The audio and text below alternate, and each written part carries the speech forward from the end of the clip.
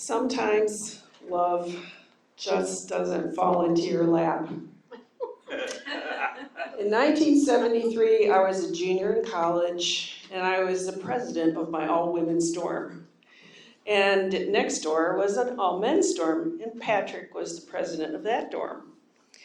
And he and I got together and started to put together all kinds of shenanigans for our dorms to do together. And before you knew it, we were madly in love and making plans for our future. But one evening, he and a buddy were in a car accident, and Patrick did not survive. I was beyond devastated. I couldn't sleep. I didn't even recognize the world I was living in anymore. Everything was just a blank. But I didn't quit. I went back to college in the fall, and I graduated in 1975, very much in need of a new start in life. And I looked around for the farthest I could get away, and it turned out to be New Orleans. I had found a job on a paddle wheel steamboat on the Mississippi River, the Mississippi Queen. A real deal, where 300 passengers would go up and down the river for a week at a time. Well, I was one of 3 women officers in a crew of 135, and most of the rest of them were men. So I thought the river could be, I knew it would be adventurous, and I thought it could be pretty romantic. So I looked at my odds and I surveyed the crew. I wasn't looking for money or rank. I was just looking for a really good character because that makes everything else so much easier. I thought with 100 men, there'd be one in there who'd be really funny, really smart, and I hoped patient enough to put up with me day by day. I knew myself. Well, I went through those 100 or so men and I weeded out all the drunks and knuckleheads because I was pretty much through that stage by that age. And I'm going to tell you that in the 2 years that followed, I kissed more than a few of the best of those men. But there was no spark at all. And so I decided I was looking in the wrong places for love, and I left and took a job at a university. And there I poured myself into a career. Work by day, graduate school by night, and then weekends I tried to date as much as I could. And this went on for years. Dating, no spark. Whoops, I just turned it off. No spark at all. I don't know how to turn it back on. Anyway, years and years go by. It's 8 years. I kind of hit the wall. One day, I counted up the number of men I'd been out with in the previous 3 months, and there were 9. I was really trying to find love. But at that point, I was really about done with it, and I looked at myself in the mirror wondering what's going on with me.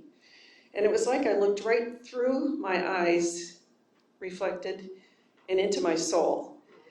And it was the strangest little God moment I'd ever had. I didn't know what to make of it, but I thought I'd take advantage of the moment, and I said, God, you know, I've been working way too hard at this. And I'm done, because it's 8 years now since Patrick died, and I can tell I'm not doing well at this, so if it's going to be, you're going to have to take the lead. And with that, I finished getting ready, and I met a friend of mine named Pam at a bar. And we sat ourselves down at bar stools next to my friend Jack. I met on a canoe trip, and we're talking, and the guy across the room yells, "Hey, Jack!"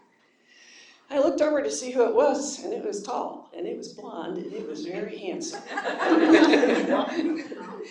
And I turned myself around on the bar stool. Oh, I forgot to tell you something. I missed a very important part of what I told God. I didn't expect that love would fall into my lap. But it was 8 years.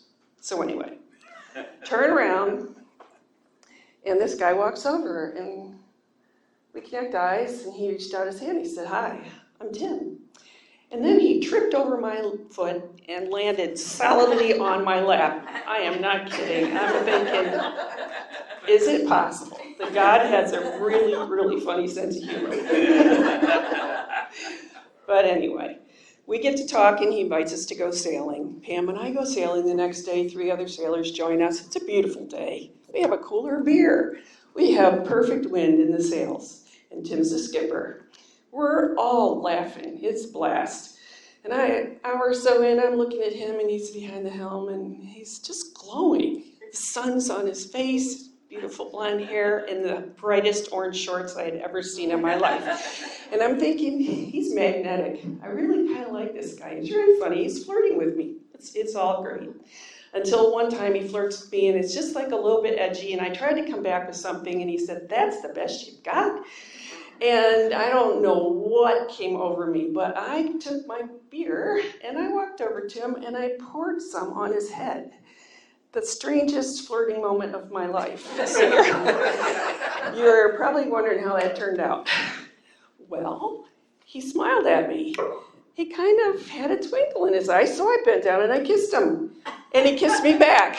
And there was the spark that was missing all those years. The next thing you know, we're married. We had to get together. We couldn't be apart. And we were waiting to see how our adventure would turn out. Well, it's now 43 years later. We had built the most wonderful family we could ever have hoped for. And so I'm here to tell you today that the way I look at life, sometimes it's best to just let go and trust something much bigger than yourself. And I am eternally grateful for my husband, Tim, the smartest and funniest man I ever went out with, and the moment that I took that leap of faith. Thank you.